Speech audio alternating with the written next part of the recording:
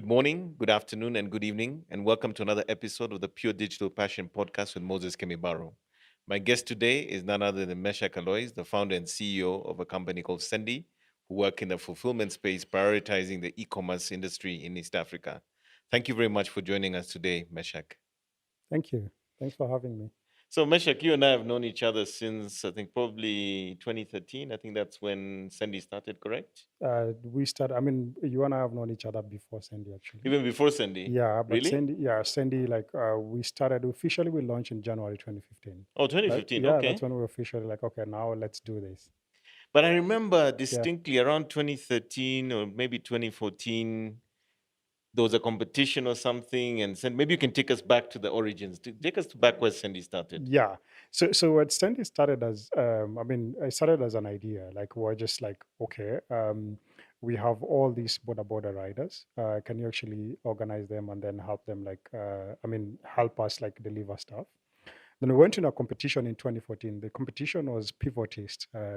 Ah, yes, Is pivotist. yes, Yeah. Okay. pivotist. So you have these companies coming all over from East Africa, and the competition happened, I think, around June, July.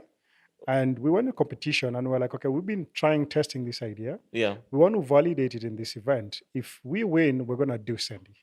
If we don't win, then we're not gonna do it. And where are you at this point? You're in university or where are you No, at no, this no. point? I'm post. I'm post actually. I'm Okay. post. Just to give you take a step back a little bit.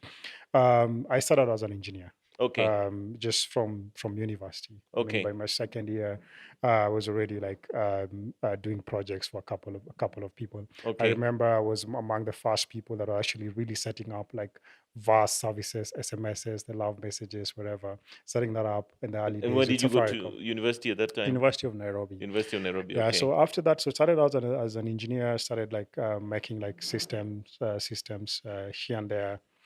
Started a couple of businesses before Sendy actually, Okay. and I think we were quite early by then. So we started a company called MTL Systems, Okay. and what we actually did was to actually help people book bus tickets remotely. Okay. I guess we're Nice. too early then.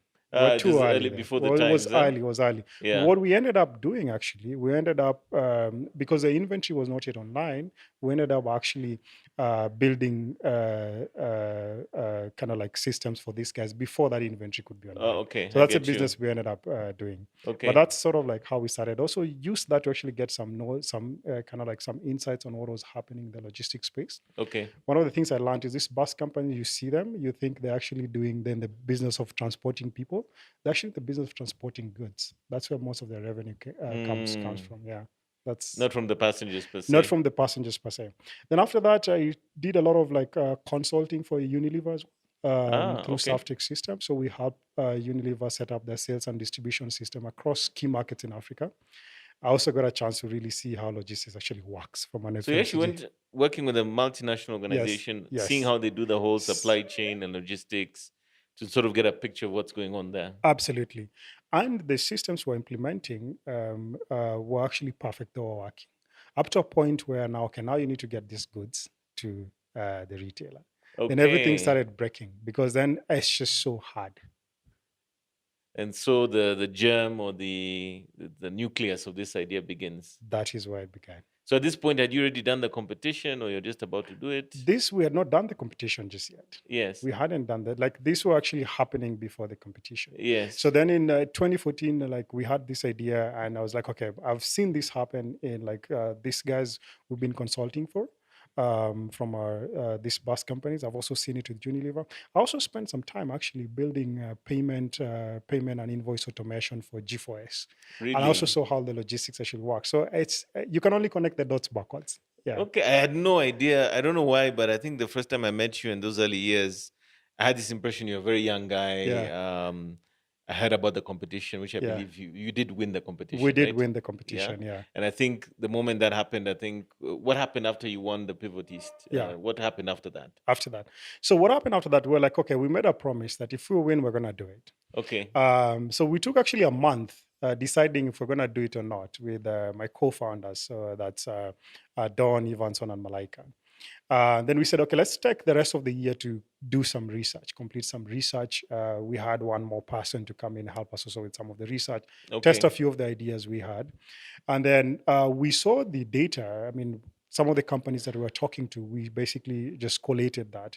And then by December, we're like, guys, January, all hands on deck were doing it. So January 2015, we officially launched Sendy. Launched. Yeah. And at this point in time, had you managed to raise some funds? I mean, of course, I know the competition gave you some money, but how were you funding all of this at the Yeah. time? So we actually didn't, the competition gave us some money, but we didn't take the money Oh, really? because we weren't sure we want to do it actually.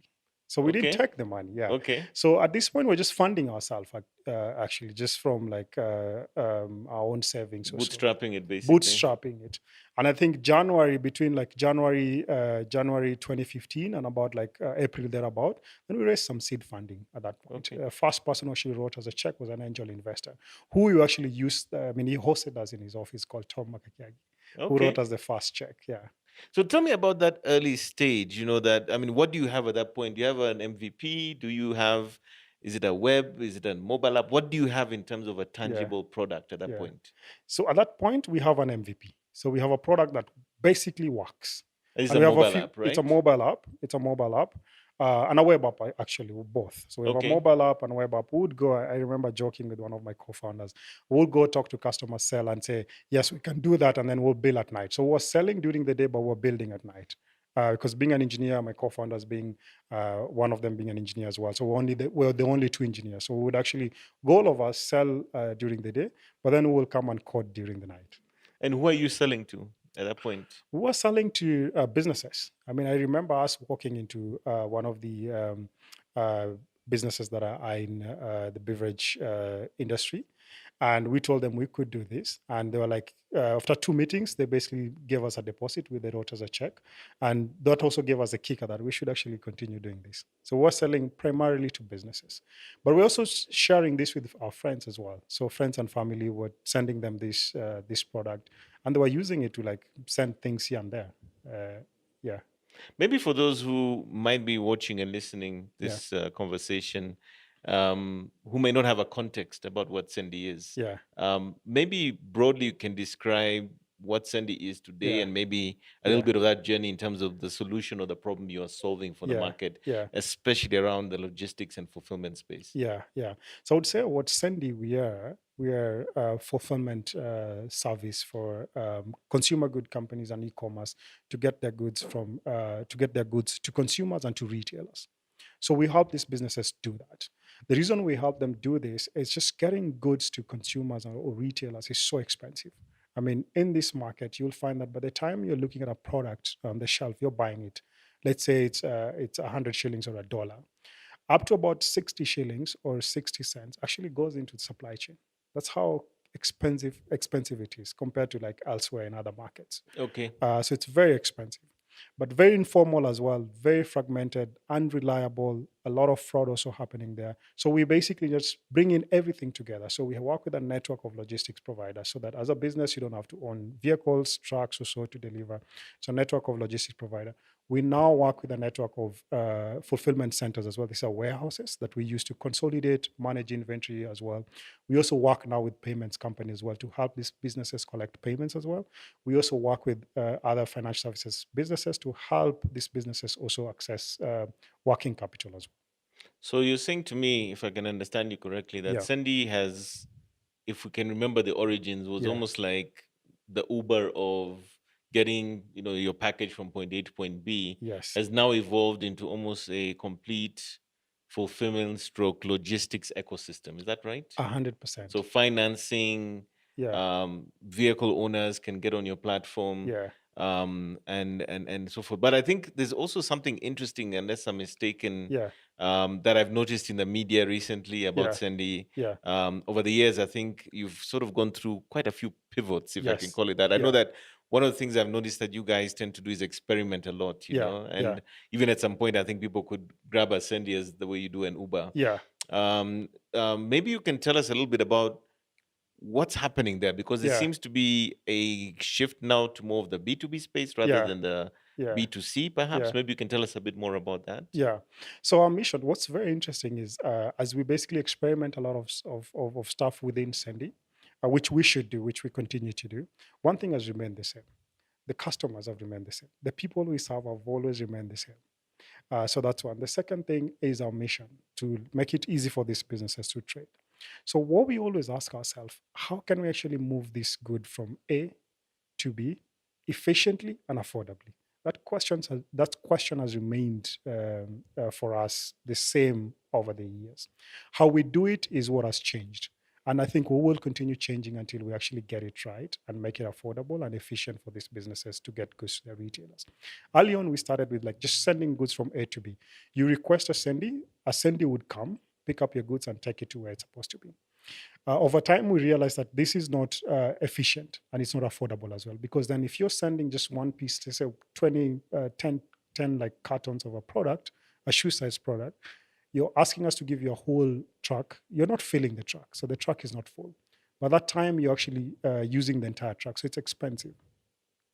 First of all, actually, we started with motorcycles. So let me just even go Yeah, I far. remember that. Yeah. We started with motorcycles, and then customers asked us, okay, I also want to move bigger stuff. So then we added pickups and vans.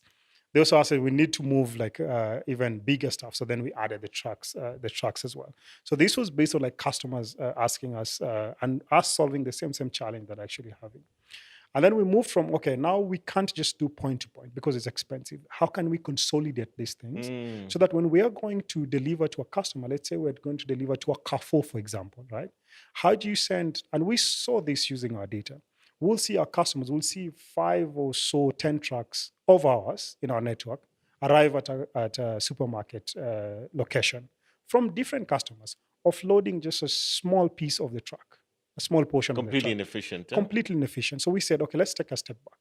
Let's now go back and build a consolidation fulfillment center where these goods would come in there so that we send one truck to the supermarket. Makes it efficient, reduces the cost. And we've been able to reduce some of these costs by up to like 40, 50%. That's impressive. Yeah. So that is how we've actually evolved. But the problem we're solving, the questions we're answering have remained the same. How do we make this efficiently and affordably for the same customers, whether you're a consumer brand, you're in the FMCG space, or you're in the e-commerce or social commerce space? Today, you look at the data we have, an e-commerce or social commerce business would actually, the average checkout basket is about 3,000 shillings. That's the average. That is if you include electronics. Yeah. If you remove electronics, it's about 1,000 shillings. It's about $10. But then moving stuff from here, say to Westlands, would cost about like 300, 200 shillings. Even if it's 200 shillings, that's 20% of the cost of the product. Wow. It makes no sense. So ideally, logistics is actually slowing e-commerce actually picking. That's the biggest, if you ask anyone who's in that space, that's the biggest challenge. So that means really by consolidating, creating those efficiencies, you're really trying to make the whole e-commerce, can I call it, workflow or process much more affordable, much more efficient. Much more efficient. And then it makes it, the reliability goes up, efficiency also goes up, and then cost goes down as well. I have another question for you because this is something I think that was mentioned earlier when I was Yeah. talking to you. But can you give us a sense of where is Sendy now? Because of Yeah. course you started off in Kenya, but where are you footprint wise? Yeah. What's your kind of head count? And Yeah. maybe a little bit about some of the customers you're serving. Yeah. Yeah. So I'll start with the customers we're serving. I'm very passionate about the customers we're serving. Yeah. So we serve 2 groups of customer segments. The first group is the social commerce, e-commerce businesses. Okay. So anyone who would sell on Instagram, Facebook, WhatsApp, also, or they have their own website or storefront that they sell from, that's our customer. What we do for them is we'll basically store their products. They will just focus on their core business. They will sell. Once they sell, they tell us, we pick the products, we pack it, and we ship it to their customer, and we manage returns, and we collect payments as well. So we actually removed that whole headache from them. So that's the first segment. The second segment is consumer brands. These are FMCGs. So we help them deliver goods to retailers. So if you want to move your goods to the supermarkets, like Carrefour, Naivas, Quickmart also.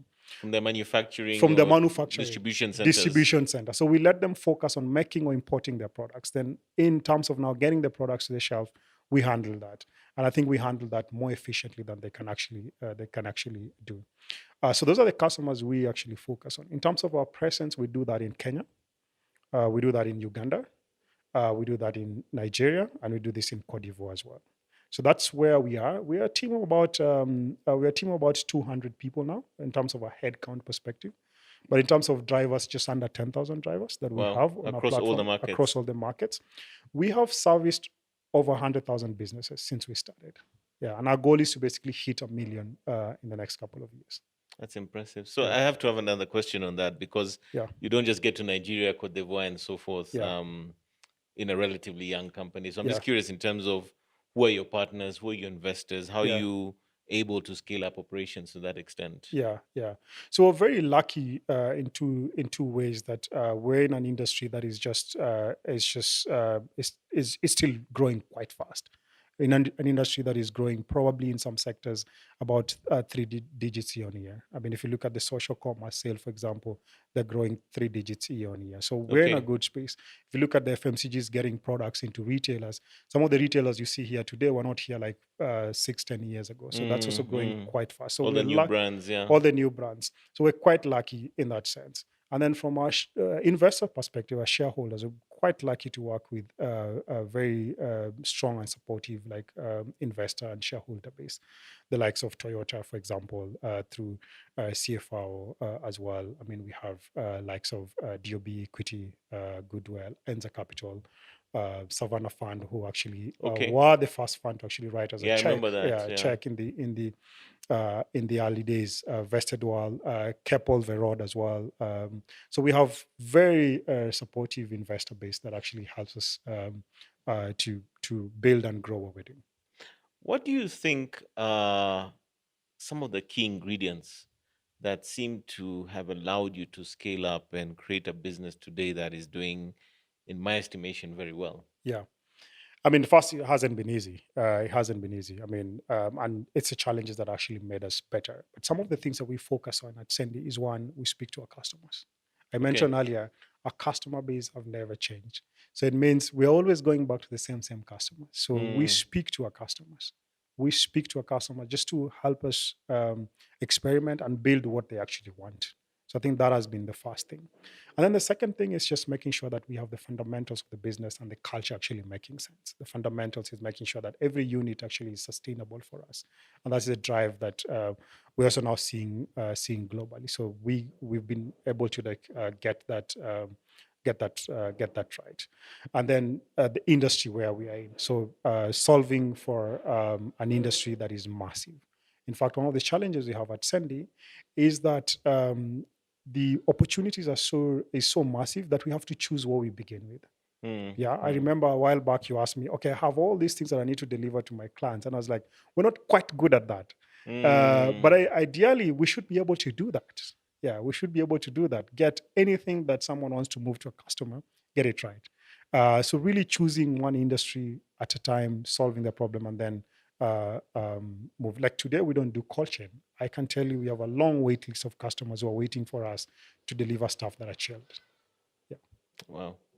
So the more and more I'm hearing you, the more and more I feel that you're coming from a B2B prioritization. That is yeah, the segment where I think most of your bread is buttered, if I can use that phrase. Is that correct? that is correct.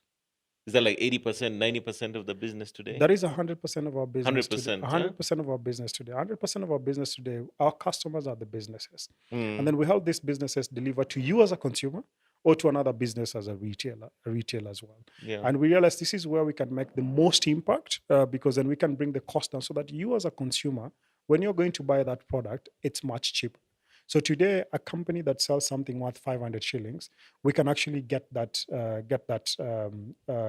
delivered to you affordably Okay. at around like say 50 shillings or so, 49 shillings to be precise, and that's affordable. That means you can actually now buy something worth Okay. yeah, So it's a volumes $5. game, it's It's a efficiencies. it's efficiency, it's a volume game. Yeah. And efficiency comes like with the technology that actually rides on that to bring down that Okay. efficiency. So one of the things that we saw really accelerate in Kenya and of course even globally was the advent of, the digital transformation due to the COVID-19 pandemic. Yeah, And we saw even in Kenya, of course, many of us started ordering food, yeah, groceries, probably for the very first time, yeah, in Kenya, even though many of us are yeah, technology people. yeah, For me, it was quite novel to go online and the yeah, next day see things delivered yeah, from Jumia or whatever. yeah, But, you guys are kind of the nuts and bolts of making that happen. yeah. And I'm just curious to hear from you, what was the implication or what was the impact of the pandemic on the business? Yeah. So twofolds. One is it accelerated our business. So it Yes. accelerated our business. More people are coming to us. That Twofold, threefold, fourfold? How big did it grow? I would say more than threefold. Really, yeah? More than Wow. threefold. So that was the first piece. On the second piece is we made some bets that we thought would actually stick. So, Yeah. for example, during that time, I mean, people were asked to stay at home. Businesses were struggling. We started asking ourselves, how can we help this business? We are seeing their goods. How can we help them sell these goods? So we started experimenting with helping them sell these goods, which is a Sendy supply piece. During Mm. COVID, we launched that during COVID I because remember that, now yeah. you don't have sales agents around. So we're like, okay, can we help these guys the technology that can help them do that? So that's when we launched that. But the reality is that didn't stick after COVID, and we just found out that like a couple of months ago. The appetite wasn't The there. appetite wasn't there. The unit economics were basically quite challenging as well, Yeah. and we basically paused on that experiment of about a year and a half, about 2 years or Mm. so. Yeah. Have you had to weather any regulatory issues in this space? Is this something that maybe affects you significantly, as we're seeing in many technology spaces in Kenya today, as regulation sort of becomes more and more the norm rather than the exception? Yeah. I would say not much at Sendy Uh-huh. because we're in a, I mean, and I say this that where we sit is we sit within the trade framework. So for trade to happen, you need markets. And for markets to work, you need logistics and financial services. Mm, Now, mm, we're in the logistics space and an intersection of financial services as well. But in the logistics space, it's quite informal. It's mm. quite informal. You look at this continent versus the other geographies as well. Here, you find that most of the logistics providers have between 1 to 5 vehicles, right? Yeah, The biggest fleet owner across Africa is Dangote, which is they're not a logistic company, but they are yeah. basically their own fleet. After that, it's super, so it's so informal. Even regulation hasn't gotten kind of their pulse on what's actually going on there. So we are lucky to be in that space where it's still informal, and we're basically just making sure that it's formal and it's also efficient as well. So we haven't faced a lot of like regulation, like what you see in the financial services, for example. Well, even in transport, as you know, of course, there's the commission cap that's become Yeah. a big issue for the taxi hailing space. Yes. So I thought maybe in your area, maybe that's something to No, we also haven't consider. faced. We haven't faced But that. again, you also work with independent vehicle owners who Yes. then bring their Yes. vehicles to your network, correct? Yes. Yeah. Yeah, Absolutely. yeah. Um, when we think about the question, I think that we're hearing so much of, and you mentioned Unilever, Yeah. which is an organization I'm somewhat familiar with on the work front. Yeah. The question of sustainability Yeah. is becoming a big one Yeah. globally. In fact, we're Yeah. even encountering that even as in my day-to-day business, Yeah. where questions are coming up even in RFPs around Yeah. what is your sustainability agenda. Yeah. And because logistics is largely around vehicles, which of course pollute the environment as a Yeah. fact of life, Yeah. I must ask the question around what is Sendy doing to address the sustainability issue? Because I'm sure that's something that you're also Yeah. having to contend with your customers. Yeah. And more importantly, maybe you can share with us how you're minimizing that, and then Yeah. also, especially around emissions, but Yeah. also the electrification aspect, where we're Yeah. starting to see Yeah. a scenario in Kenya where the Yeah. EVs and electric vehicles, electric buses, and even trucks are now coming to the market. Is that Yeah. something that you guys are sort of looking at? Are you already there? Yeah. What's happening for you? Yeah. So I think, and we're already doing that. And I think for us, we look at it from a customer perspective. And actually, sustainability, actually, it's not just something that is good for us to do. When we do it, we see costs going down for our customers. Okay. Yeah. So we do it in two aspects. One aspect is how do we reduce the number of trucks that are on the road? As I Mm-hmm. mentioned to you earlier, before we started consolidating and doing fulfillment, we would send 10 trucks from different Uh-huh. customers. So you have 10 trucks on the road, right? Now we have like 1 or 2 trucks out of 10 on the road, right, to deliver to a retailer. So again, you've reduced the amount of trucks on the road, you've increased efficiency, of course, less emission. So that's one aspect on what we're doing. The second aspect on what we're actually doing is we're experimenting with partners. I mean, we just like a year ago, we launched an EV tuk-tuk three Okay. wheeler. Three-wheeler. We are working with some partners as well on the motorcycle side that are also EV Uh-huh. enabled. We'll be looking at trucks as well, partners working with trucks as well. The Mm-hmm. biggest challenge there has been the cost, the upfront cost, the initial cost of acquiring these assets.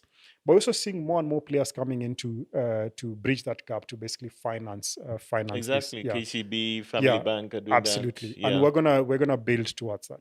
So you're going to sort of provide a route to market for your partners who might want to start transitioning towards electrified vehicles and so forth. Yes. Fantastic, Yeah. fantastic. Um, as we think about Sendy today, there's obviously where you are today, Yeah. but where does Sendy look like it's going in the next 2 to 5 years? If you're looking at your crystal ball, Yeah. what are the possibilities that you're seeing in the next 2 to 5 years for Sendy? Yeah. I mean, for us in the next 2 to 5 years is we just want to nail on this mission to make it easy for businesses to trade. I believe, and also at Sendy, we believe that the digital economy presents one of the easiest way for young people. I mean, we're going to have a huge young generation population. I mean, presents the easiest way to actually earn a living. And for Sendy, we want to be able to like bridge that gap, the gap between seeing an opportunity and earning a living from it. We Mm, want to shorten that gap. How we want to shorten that gap is how do we give you the tools to be able to shorten that gaps? That mm, is, first of all, stitching the logistics together. If you want to sell something, you don't want to think about that. Giving the commerce tools to be able to do that. And then also tying in financial services using third parties to be able to help you do that. If we do that, then we're going to make commerce easy to do across the continent. And we're not going to just do it in the 4 markets that we're in, but scale into the other markets within the continent as well. We want to be able to actually do to Africa what we've seen Alibaba do for B2B companies in China. And I think we can do it in our lifetime. and what has Alibaba done in China? What Alibaba's done in China is one, make it easy for these businesses to trade with each other, but also outside China as well. I mean, today, if you want to buy something from China, you're probably going to go to Alibaba, right? Mm-hmm. They've just basically removed the barriers for a business, as a small manufacturing business or processing or assembly business, to actually get their products to market. And Fantastic. primarily, that has been on the logistics piece. So it's amazing to think that we're sitting here, I think probably 7, 8 years since I first met you. Yeah, And I can see this progression and what has happened with this business. And I'm just curious if there's some anecdotes or things you might want to share that you have learned from the process of creating a startup essentially from very, very basic and small beginnings to a company now that's in 4 markets with over 200 people yeah, and 10,000 plus, yeah.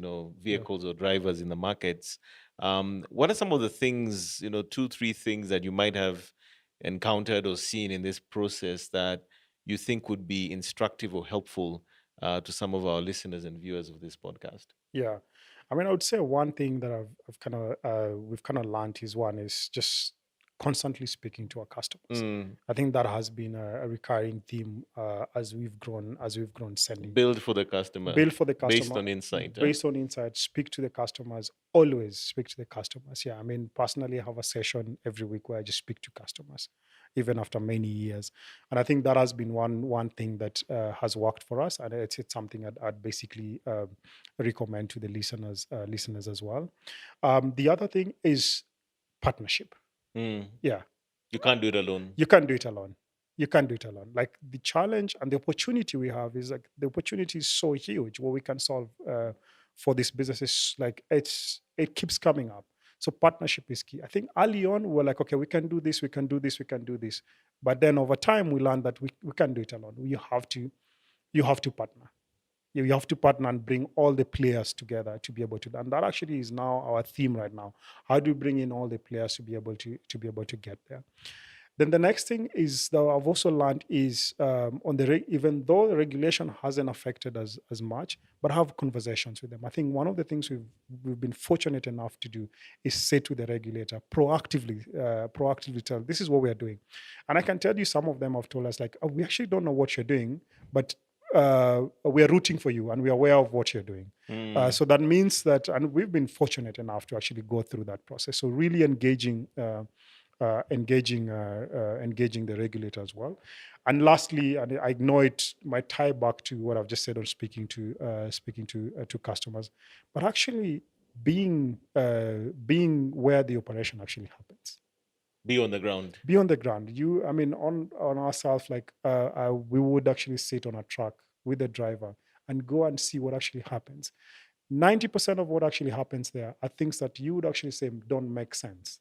Mm. Yeah, but they actually make sense when you now see them, and they're beyond technology, they're beyond your comprehension of actually how does this whole business or process works. Interesting. Yeah, Does Sendy have competitors? Yes, we do. Who are these kind of competitors? Are they local? Are they international? Are they, who do you essentially fight with in the boxing ring? I would say that the people who see us as competition today are the people who we actually think will partner with in the future. Okay. Our goal is to build this platform, connect all the logistic providers so that as a business, you don't have to stitch this together. Mm, And today, it takes some businesses time to actually get to that point because they actually see us as competition. Let's say the traditional logistic companies that are much larger. The mm, smaller logistic companies actually see as an ally, like a partner, because if you have like mm, 5 or 10 vehicles or below, yeah. But if you're running a whole operations, you're a big. You actually initially think that you're a competition, but as we grow, we actually educate and tell you actually our partner. We can basically route stuff to you, and then also, of course, you also have the informal guys that we haven't reached just yet to be able mm. to come onto the platform. We also have like a tech company, and we're actually proud to have pioneered this sector when it comes to logistics Yeah, the in tech came Africa. to the heart of Yeah, it. yeah. Yeah. And now we're seeing lots of logistic tech businesses launching based on our playbook, based on, I mean, we've paid school fees to like educate the market and all that. We're quite proud to see that happening. As a And pioneer in the as a space. pioneer in the space, you have lots of businesses that started 2, 3 years ago. Good businesses, by the way. And we're just hoping that in the end, there's also a bit of consolidation happening. I think that's inevitable, Yeah, which also brings me to another question. The yeah, question of, is this, we're seeing globally, talk of recessions, yeah, inflation, lots of technology companies are letting people go now. yeah, Are these things that are also affecting your industry and your space in this market, yeah, in Africa? Is funding becoming a challenge yeah, yet? I yeah, don't know whether this is also yeah. starting to play a role in how the business is moving forward. Yeah, I mean, this affects us and affects everyone in the industry, and Yeah. you've actually seen that. And we're quite lucky that we started making those changes earlier. I mean, today you're seeing people seeing what's happening. I mean, you just saw Twitter did what Yeah. they did ahead. They reduced their headcount. I think Facebook Stripe, is gonna let. Facebook is going to let guys go. I think Microsoft a while back about 1%. There's like been like hiring freezes. So we're seeing this happening globally. But it's just not connected to the funding, first of all, directly. It's connected to the customers as well. Customers are squeezed, so they're not spending as much, right? Yeah. That means as a business like us who are serving other businesses, also in the FMCG area, we've seen the drop also happening already, right?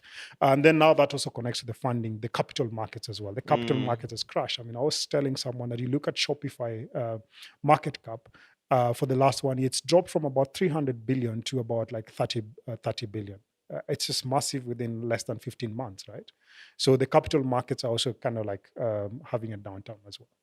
So okay. all that put together, it's a tough time. But again, for us, we're making good use of the crisis. Mm. Some other questions I didn't anticipate asking you, but they've just come as we're talking.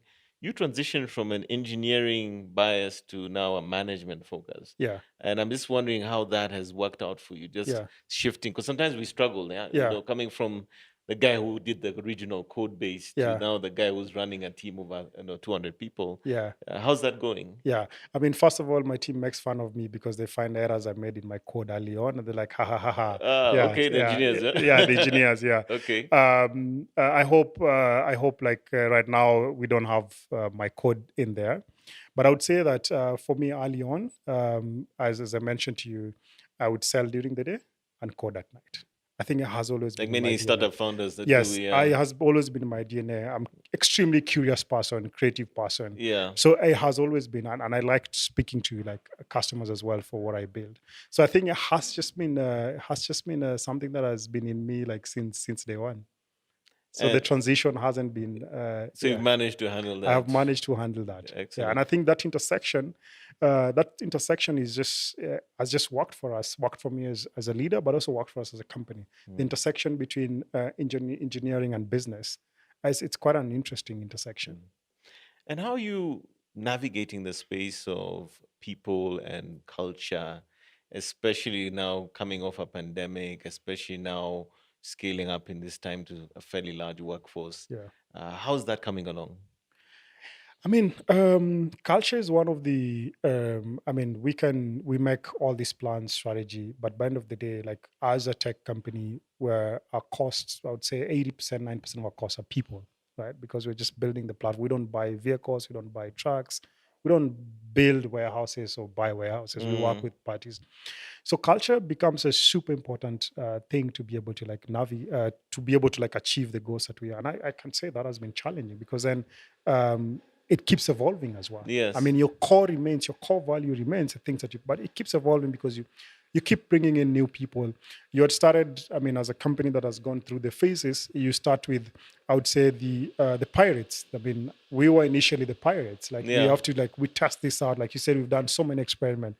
You test this out, but then at some point you need to bring the Navy SEAL to kind of go and capture what you've pirated, and Mm-hmm. then you now need to bring some law and order within the business as well. Mm. Now you're like, I do The I bring the growing up army, phase, huh? yeah, the Mm. army and the police to bring some law and order. The pirates obviously are not happy with the army and the police as well. So again, there's a bit of chaos there as well. But we've actually learned to like get to, and it's still a learning process for us to get it. And then now we also work with different cultures like in the markets that we are in. Yeah, Oh, I mean oh. you're Of working, course, yeah, the yeah, nuances of Nigerians exactly, versus versus then Kenyans, Francophone. francophone as well. Yeah. It's quite interesting, but quite a huge opportunity for us as well. Are you flying a lot back and forth between the markets? Yes, we do, but I think post we do that with our teams as well. But I Okay. think post the pandemic, I think we organize ourselves to optimize for remote work, so we don't need to shuttle back and forth a lot. Okay. Yeah, Let's talk about the technology stack. Yeah, yeah, and this is my last question from this okay, point of view. yeah, Um, is it all homegrown? You've essentially built your own infrastructure, your yeah, own applications, probably AI, machine yeah, learning? Because I yeah, imagine that was part of the process of yeah, optimizing the movements yeah, to be more efficient. Maybe you yeah. can talk a little bit about that as well. Yeah, I mean, we've built all that in-house. We have brilliant, smart people in Kenya and East Africa as well, and across the continent, because Yeah. our team is distributed across the continent, and we've basically built this all in-house. And I get this question a lot: that are you actually? But we build all this. We build It's this all all in-house. homegrown. It's all homegrown, very brilliant, smart people actually putting So, that together. so is there in the future maybe an AWS opportunity for Sendy where you'll outsource or sell segments of your infrastructure to other companies in the logistics space? I mean, who knows? Who knows? I think we're building lots of tools, lots of commerce tools as well that we'll be announcing in the next couple of months of like some of the things that we want to start pushing out to. Ah, We okay. want to start pushing out to the ecosystem or to also our customers as So well. APIs, automation, Or integration. APIs, automation, integrations as well. Some of the tools that we think are now easy for us to like provision and give it to Okay. and So it's give for it the merchants and all these from people. all these people so that we start now looking at our model also from similar to what you say Amazon and AWS from a software perspective, just start now churning that out as well because we've built all the foundation and the infrastructure to be able to Fantastic. be able to do that. Fantastic. Yeah, Well, Meshack, thank you so much. It's been a pleasure. I thank feel you. like we need to do a part two of this. I really want to dig into the tech side of this. Excellent. But thank you so much for joining us for Pure Digital Passion today. Thank you for having me today. Yeah. Yeah, And excellent. also, viewers and our listeners, thank you for being with us today. And we wish Sendy all the best and Meshack and his team as they expand Sendy across the continent to be one of the top logistics and fulfillment companies for the digital economy. Asante sana. Excellent.